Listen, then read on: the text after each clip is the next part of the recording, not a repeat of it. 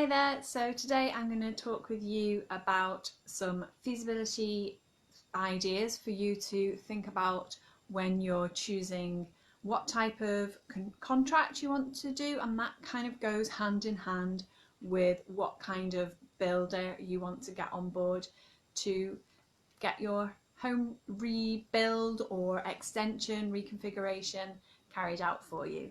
So there are a few different kinds of builders, and the one that I tend to work mostly with, in fact the types that I would go with when I'm working for my clients and I'm selecting contractors for them to work with, would be a main contractor.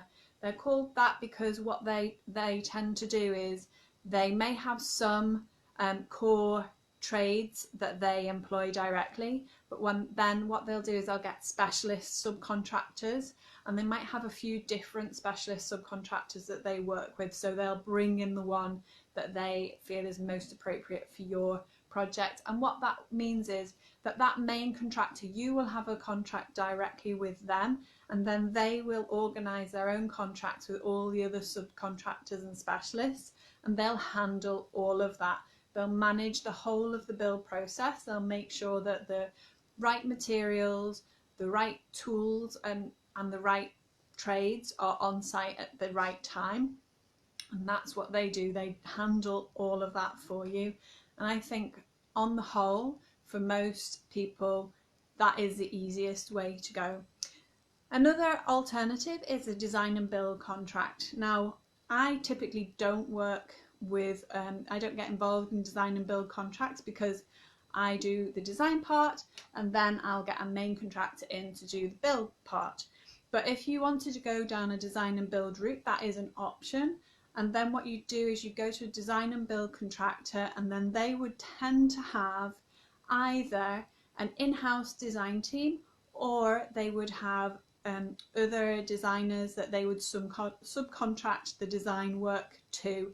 And that means that the designers would be answerable to the contractors and not to you. And that's really where the downside is for you as a homeowner, because you have a lot less control over the design really.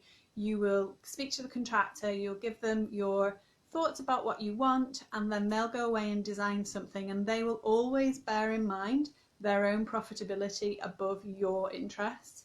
So whereas you will get some design and build contractors who are really, really good, what they'll tend to be is quite expensive. So they cost more and you have less control. And if at some point they think, oh well, the costs are, maybe something occurs on site, they'll make some alterations to make sure it's always profitable for them. And that can be where the quality of the work or the quality of the products that they use might drop, because they'll be seeking to recoup if there's some kind of unexpected thing that happens. But when they're on site, usually that happens when they're digging in the ground, so it'll be very early on thing. So it's an option. It tends to be quite a fixed cost thing, so you'll give a fixed cost and then they will go away and they'll design something that's within that fixed cost and they'll deliver it to you, and it can be quite an efficient way of working. So there are some pros to going with the design and build, so it's an option. Another option is either the self-build or the self-managed route, and this is, I would say, the highest risk option, especially if you're not very skilled, you don't have very many trades under your belt, and if you have no experience of the construction industry and no knowledge of construction processes and the sequencing and things like that, then it's a really high risk that you're going to get stuff wrong. You're not going to get the right materials, the right people and the right tools on site at the same time. So it is an option to do, and the best outcome is that it will work out cheaper for you, but it will take a really long time. And that's typical. If you watch any grand designs, a lot of the time people are doing their own self-build, and you'll find that it takes them a really long time and they have massive learning curves to go through to get it done. But again, it's an option, and On the positive side, the chances are, well, first of all, it's going to be an amazing experience. You might not always love it, but it will be an experience. And you're certainly going to gather a lot of knowledge and get a lot of skills. And if you're interested in that, then it's possibly something you can base a career off of. And also, because it's your own and it's your own build, chances are you will put more effort into making it more perfect. Whereas a professional tradesman or tradeswoman might do things in a much quicker way, and not necessarily in a perfect way, but sometimes in just a good enough way. So in that case, you might get a better result if you do it yourself. So those are the three options, main options really, with some pros and cons. Another possibility is that you could hire a project manager and then get them, in effect, to act a bit like a main contractor. So they would then go out and subcontract all the other specialist trades for you. I don't see the benefit really of doing that over a main contractor. The only maybe benefit would be where, say you're dealing with a really super eco build and you can't find a main contractor who can deliver what you want. Alternatively, if you're working on super delicate, sensitive conservation project, you know, a listed building, or really like more of an archaeological historical building, you know, that level of sensitivity where you really have to get the exact right people with the exact right level of skills and knowledge to be able to deliver it properly and sensitively, then perhaps it's worth it. But you know, there are lots of main contractors that you can get who have experience of eco builds or have experience of working with conservation projects. So it would have to be really special for that to really be any value in doing that, I think. So those are the four real types of contractor sort of construction, if you like, or that makes, you know, versions of contractors. And then you need to choose what contract. Now, the type of contractor and the type of construction contracts sort of go hand in hand. There are specialist contracts for design and build projects, and there are specialist contracts for main contractors. For self-build, you're probably looking at kind of equivalent sort of low value contracts. You'll have to set up individual contracts with individual subcontractors. So you might use something like a JCT minor works contract for each individual subcontractor, something along those lines. To be honest, I don't have a lot of experience of self-build, so I don't know if there may be some specific contracts around that you could use for self-build. Generally, when it comes to construction contracts, you're much better off using a standard buy off the shelf contract that maybe has some options in there that you can select, different options to personalize it, to tweak it to suit you better. But to go completely bespoke, unless it is sort of super hyper unusual project like one of those conservation or high eco projects that I mentioned before, unless it's something really unusual like that, then it's not worth going down the bespoke route. And the reason for that is that standard contracts usually have a lot of case law behind them. So it's a very litigious industry, and it's quite high stakes. There's a lot of money involved in construction. So most construction contracts have been used and taken through court processes multiple times, and they'll have been refined over time to reflect those court cases. So and if you go for a bespoke contract, then it won't have had that sort of refinement and improvement over time. So much better to choose an off-the-shelf one, and then, you know, carefully select, because a lot of off-the-shelf ones, they will have different options within, you know, to do with payment agreement, how you're going to pay it. all the different sort of appendices that you might want to attach to support your contract, so all the drawing documents, the specifications, all of those sorts of things. But there are lots of choice. So typically it's probably true to say that any contract is better than none. But having said that, it's not always the case, because you do have rights as a consumer, and you do have sort of common law rights as well. So if you were to sign a contract that took away some of those rights, sometimes it's not possible and sometimes it would be. And I'm not a contract lawyer, so although I have experience acting as doing contract administration for projects, I've not got any experience of actually writing contracts, and it's not my speciality. So putting together contracts based on existing off-the-shelf contracts, yes, I've done that, and I've done that lots of times, and talked through the different options with my clients and put those together. But when it comes to the more detail of like, will this contract cancel out my common law and consumer consumer rights? Typically, I think it doesn't, but I couldn't. You'd need to check with a lawyer if you're in any sort of dispute about anything like that. You want to check with a specialist construction contract lawyer. But there are lots of different options that you can choose from, and really, when you're making your choice, there are a few different things to take into account. First of all, look at who it is that wrote that contract.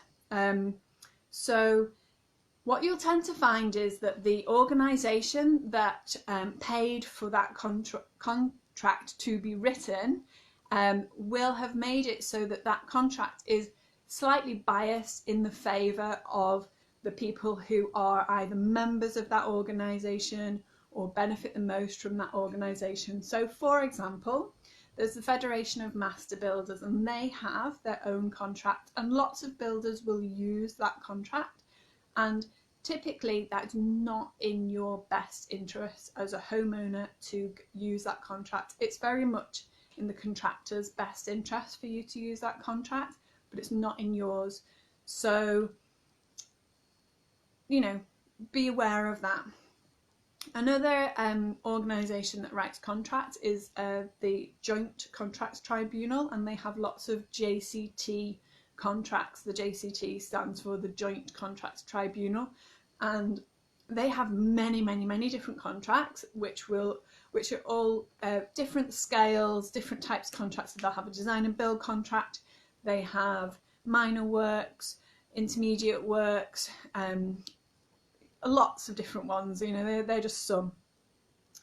And then there's the JCT, is because it's a joint tribunal, it's basically all different parties from across the construction industry are involved in that. So it's actually a very fair across the board.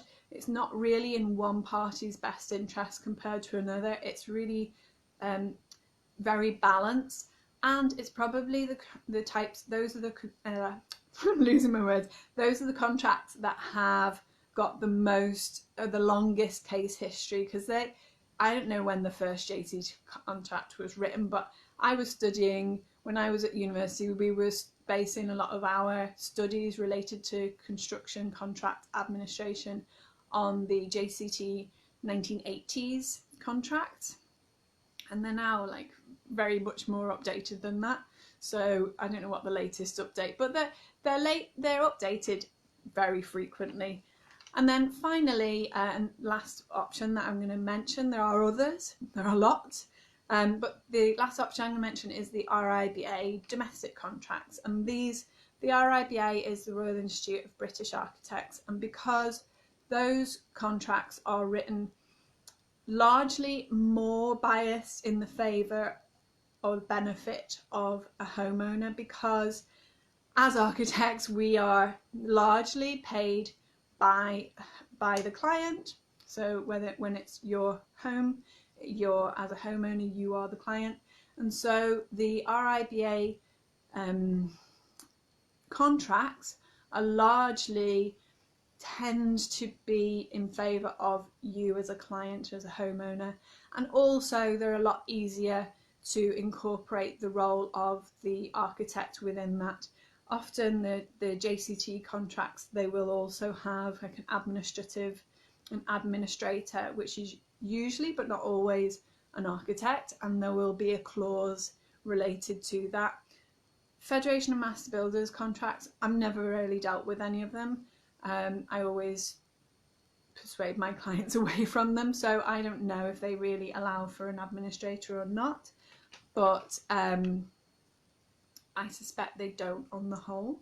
So those are some things. The other things to bear in mind when you're looking at contracts are the scale of your contract, the complexity of it, and things like where we talked about whether you're going to go with the main contractor who manages everything, or do it as a self-build or self-managed project where you employ individual specialist trades.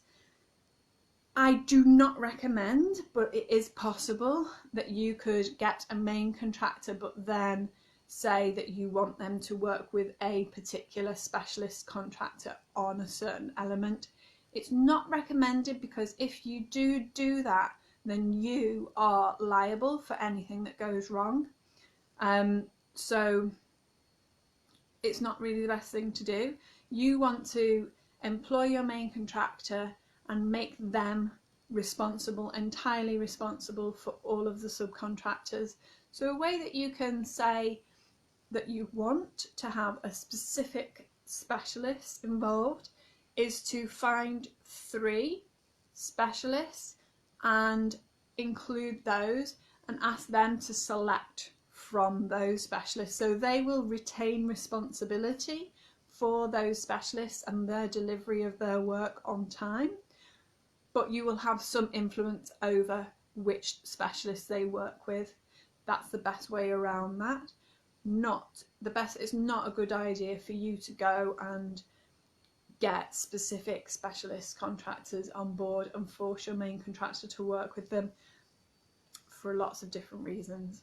So I hope that's really helped. There's so much more to go into. This is really an overview, an initial, starting point for you to think about what you want to go with, because if you think about this fairly early on, it can really reflect how you take your project forward, and it's worth having some understanding at least of your options and then how you can take it forward. There are more options than this. These are basic standard options and probably most tried and tested versions. Other options are a bit more unusual and I don't think I would recommend them, but it all depends on your project. And if you really need to know more about this, then Google is your friend, or contact a specialist construction lawyer. If you really need some information, I have got contacts with specialist construction lawyers, so I could put you in contact with somebody. But like I say, it's not really worth going down the bespoke route. Always look primarily at getting an off-the-shelf contract. Hope that's been helpful. If you've got any comments at all, any questions, please let me know. Okay, bye for now.